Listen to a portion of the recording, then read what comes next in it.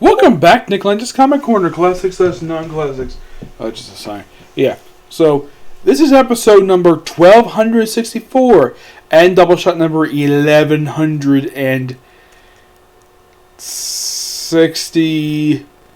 Oh, 58. Yep, 50. Yeah, 58. Okay, now we got two Marvel trades. One was very recent. The other one is kind of recent, but was just came out like 10 years ago. Yep, but first, let's talk about the more recent one. We have Excalibur, Volume 2 by Tina Howard. Yep, this book contains issues 7 through 12 of Excalibur Volume 4. Like the first volume, not a lot of really big things happen in this one. There's no like big interconnected story of this one. I mean, the biggest thing that happened here was to see the return of Colin Bloodstone. You're probably thinking, okay, Nick, who the heck is Colin Bloodstone? He is the son of old monster hunter from the 70s, Ulysses Bloodstone, and the younger brother of Eliza Bloodstone, a.k.a. the smoking hot woman who's dating Deadpool now in his own book. Also, the man is gay. I am not kidding about that. The man even had a guy he had a crush on named Aiden. He was this big barbarian guy he had a thing for. And at one point, believe it or not, I think it was Avengers Arena. It's been a while since I read it. Apparently, he decided to walk up to the guy completely naked. I am not kidding about that. That's Colin Bloodstone for you. Also, he is evil now. You're probably thinking, how the heck that happened? Well, that was thanks to Avengers Undercover. Turned him evil, and he's still evil. I have no idea why, just that he is evil. Yeah, also, I forgot to mention this. Richter is part of this lineup. Yes, Richter, a guy who was, did receive controversy over a decade ago when he was outed as gay. Yes, Peter David outed him as gay by having him make out with frickin' Shatterstar. And by the way, Rob Liefeld, Shatterstar's creator, actually hated this. He did not like the fact his character was outed as gay. And Richter, I don't think was created by Peter David. No, he was a character who made his debut back in the original X Factor group back in the 80s. Yeah, he's an old X Factor character. But in the case of this particular book, aside from the Colin Bloodstone thing, it seems like, though, this is like, let's just have Excalibur basically do almost nothing this whole thing. There's no big interconnected story. It's mostly a little bit of setup for X of Sword. That's really what the main plot of the story is. Especially as we have the Magitrix of Otherworld. I think her name is, she looks like Courtney Ross. You've been thinking, who is Courtney Ross? From what I've read about her, I've never read the original Captain Britain comic book. She was Captain Britain's first girlfriend. This is before he met Megan, his future wife, and mother of his child. Yeah. But that's the best thing you can say about this particular story arc, is that it is just loose setup for X of Swords. Here she is. I think her name is Cyrene. That's her right there. Yeah, this blonde woman. Yeah, she's the ruler of Otherworld now. Originally, she was a subordinate of Roma. And you're probably thinking, who's Roma? She's a daughter of Merlin. You mean Merlin from King Arthur lore? Yes, it's connected to Captain Britain stuff. Yeah, she's a Captain Britain character. Yeah, it's kind of confusing because here's the thing. I personally haven't read anything related to Captain Britain aside from I've read the American comic books he's featured in, but the British stuff, nope, I've never read it. And you're probably thinking, Nick, why haven't you read all the British comics featuring Captain Britain? Well, the thing is, I've been interested in reading it, but I just never got a chance to get to it. So I get the fact that this was a little bit more deep into Captain Britain stuff. Also, Captain Britain, Brian Braddock himself, is nowhere to be seen in this comic book. But there was a guest star appearance by Rachel Gray, a woman who was part of the original Excalibur, and she's here just to promote X Factor. Yep, that's the whole gist of her being here. Also, you're probably thinking, what the heck is up with these strange creatures? It's a subplot here. That's simple what it is. But I liked the first arc, which was really good. I thoroughly enjoyed it. This one I felt like was a big letdown. And it's just, it's like basically relaxation and not do much progression in the series until like X of Swords. By the way, Excalibur even had. Here's the thing: this book is basically loose set up for X of Swords, mostly for what happens in the Otherworld stuff. It doesn't really advance much of anything. Apparently, the base operations for Excalibur is they're kind of using the original Lighthouse. And Jubilee is basically part. Oh yeah, Jubilee is part of this roster. Also, she got wounded by a freaking unicorn. Yes, she got wounded by a unicorn in the story, in the shoulder. Yeah, and also, yeah, I like the fact. I love Betsy Braddock's line where she says like, "Even my brother, but I adore kicking your ass." That's what she said in here. I did not make that up. That's literally what Tina Howard had Psylocke say in this book. Isn't it quite strange, though, that in this book she's Captain Britain and a lot of the air books she pops up in, she's still Psylocke? I'm like, why the heck is that? Yes, why is it that Betsy Braddock only in this series is Captain Britain, and yet in... Oh yeah, also had this weird thing where apparently she got wounded, and apparently there was duplicates made of the amulet that made her into Captain Britain. Where apparently Rogue, Gambit, Jubilee all became Captain Britain, and apparently have alternate versions of the Captain. We have new versions of the Captain Britain Corps. Yep, that's simply what it is. Like if you read this, you're probably like, you'd be so confused of who the heck these people are.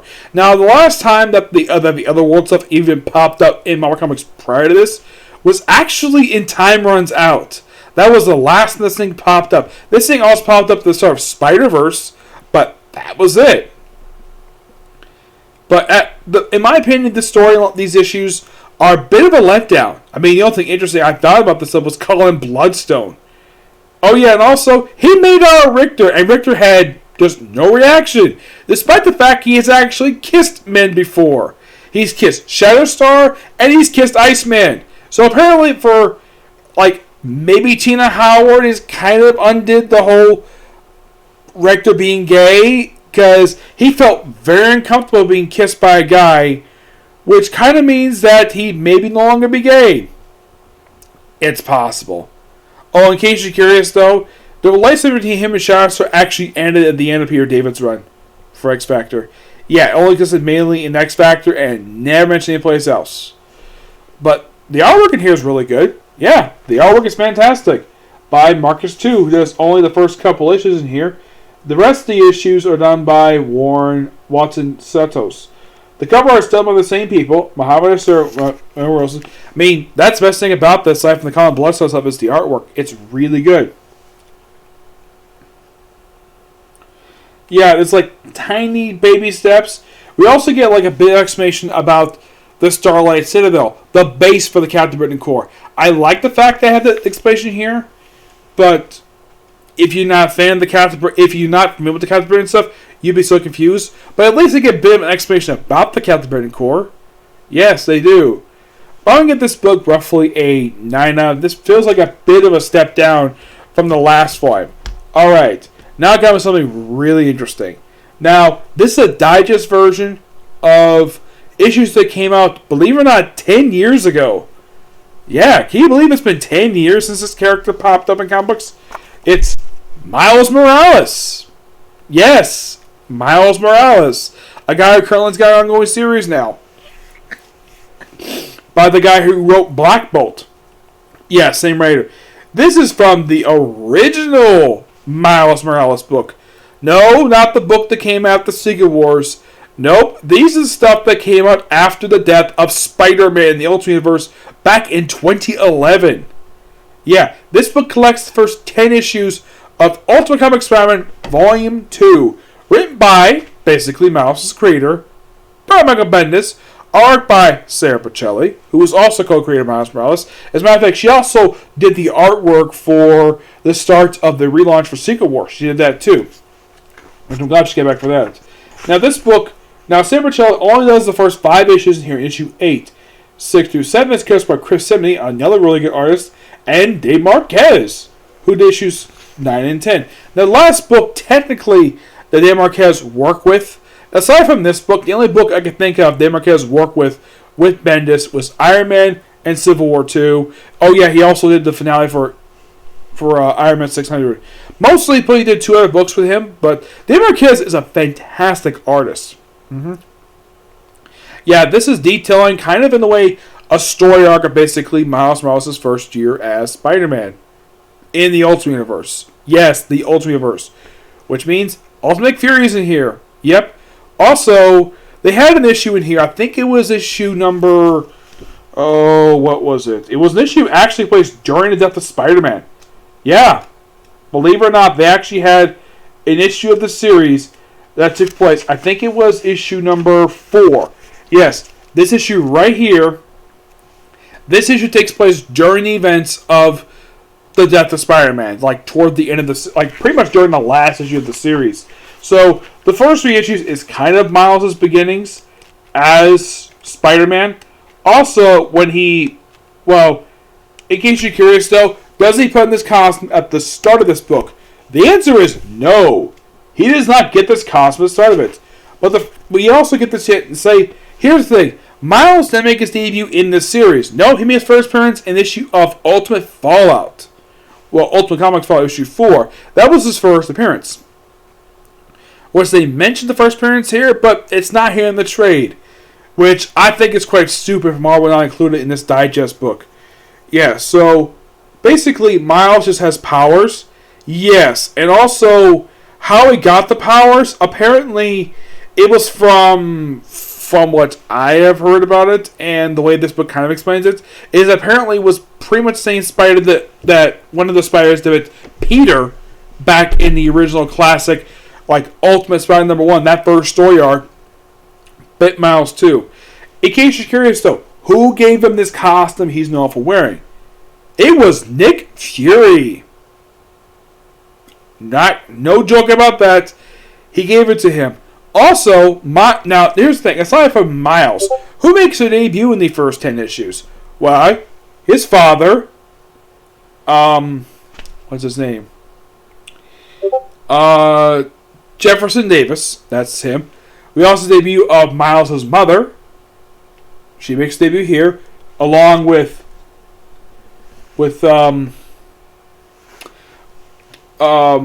Genki. Yeah, Genki pops up in here too. We also first appearance of the Brooklyn Visions Academy. Yes. You probably thinking, did this school also pop up in the regular universe? Yes, it did. But this is where it popped up first. Yeah, apparently after Secret Wars, they apparently not only brought Miles and his supporting cast, they also supplied a school as well, the Brooklyn Visions Academy.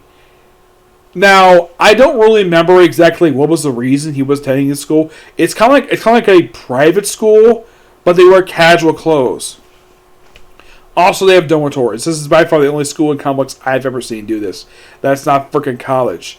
We also see now, in case you're curious though, does Miles have a girlfriend at the start of this? The answer is no. Also, he gets a chance to meet people from the previous book. Oh yeah, and also his Uncle Aaron possibly here, aka the Prowler. Who, by the way, Nick Fury mentions that, oh yeah, he is the Prowler. And when he meets up with him later, he's probably like, you're the Prowler. And he's like, who told you that? Your dad? And Miles is like, no, Nick Fury did. And he's like, the Nick Fury? He's like, I don't know if that's good for business or not. And Nick Fury told you that. Oh well. Yeah, I thought that was so hilarious. The fact they actually had that. Now, over the course of these issues, we get basically, well, we have May Parker pops up in here with, of course, Gwen Stacy. Mary Jane is nowhere to be seen. Like, where the heck she is there all Miles being Spider-Man? Well, because it's not their time anymore, because it's Miles' time to shine. So, have them occasionally appear, but she does meet Miles a bit later. We also see that we also have Miles fight his first villain aside from his uncle. The first one he fights is freaking Electro. Yes, he fights Electro. Also, the first superhero he meets from the previous line was Jessica Drew. Yes. You're probably thinking, Jessica Drew, you mean Spider-Woman? Well, yes. But the thing is, also, he could chance to meet up with, like, the first villain he fights with Electro is the Ultra version of Kangaroo. Yes, he also fights him as well. Also, take a good look at his costume. It was a costume he bought from a shop. Yes, and He says the costume was in bad taste, so later on he did give his own costume. And this Jessica Drew. Now, Alternate Universe will recognize this Jessica Drew. Now, this one, believe it or not, is the clone of Peter Parker. Yes, she is a clone. If you're curious about that, read the Ultimate Clone Saga. That's pretty much the explanation for that. Yes. Oh, in case you're curious, though, despite the fact she's a clone of Peter, no, Peter never slept with her. But yeah, and here's the thing. Jessica Drew's universe is younger than she is in the regular universe. Like, in the regular universe, I think she's supposed to be in her late 20s, early 30s. This one, she's presumably in her early 20s, I'd say. Corresponding to the Triskelion. Oh, yeah, and also there's brief guest appearances by Iron Man and Thor. Yes. So, Nick Fury gives, Miles his costume. Also, he meets him with Kitty. I think it's Kitty Pryde gives him the costume. I think so, yes. So, he gives the costume, and he pretty much puts in his costume. And he still wore it this very day. It's better than that makeshift costume he had at the start. And it's Miles' own costume, and luckily enough, Marvel has never changed it. Yeah, even after Bendis left a few years ago, he still has his costume. Yep, but for the start of Miles Morales' time as Spider-Man, this is good. Give this book roughly I'm going to give it a 10 out of 10 because it's really damn good. Much my friend Tini, I'm sure he would basically love to review this book. Oh yeah, because he loves Miles as well. This is early Miles, when Bendis was writing him, basically during the start of his writing him, not the post-Secret War stuff, because that was crap. Like, it kind of felt as though with that book, Bendis was running out of ideas, because he was writing 4 books at that point. That was considered to be his weakest book, despite the fact he'd written the book for about 10 years at that point. But no, that proved to be his weakest book. Though he was also writing not only that book, Boss Jessica Jones, Iron Man, and he also wrote Defenders. Yep. He wrote all 4 of these books, while he was at Marvel, and slowly, most of them got 2 of them got canceled. Defenders ended after 10 issues. Iron Man got relaunched with a different writer, that writer being Dan Slott. Jessica Jones ended, but was relaunched as a digital comic. But Defenders, yeah, it ended. It never came back.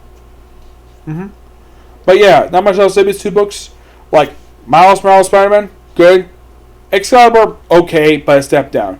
Now, I have to make a slight announcement here when it comes to my anime stuff. Now, I was planning on watching To Live Through Darkness next. But I kind of realized, though, that it's kind of another long series, but I need a really quick one to get through before I get to that one. So, basically, I've decided, even though I've just started reading the manga now, I'm going to basically watch the anime Superheroes. I'm going to talk about this very odd series. Yeah, because I'm reading the manga. I've read the first couple of volumes of it so far. I am going to be reviewing this soon. I want to finish the manga first, which is not very long, by the way. So, expect to review this soon, and after I finish the series, then I'll do To Live Through Darkness, and who knows. I'm still also planning on doing Sessions Classroom as well. I'm still planning on doing that one as well, but that one is slightly longer than To Live Through Darkness. I don't mind going through these type of series, but some of these series just take a while to get through. To Love Ru, that took me over a week to get through. A 12-episode anime takes me just a few days, at most. Also, expect to see today my reviews for Case Closed and the first review of the new season, first episode of the new season of the Quintessal Quintuplets. Yes, expect to see those 2 reviews today as well. As in the case of Superheroes, that may or may not happen today because I'm also going to be watching Star Trek Discovery. I did finish up Picard, so I might get a chance to review that probably soon. Okay, to the next video. Bye.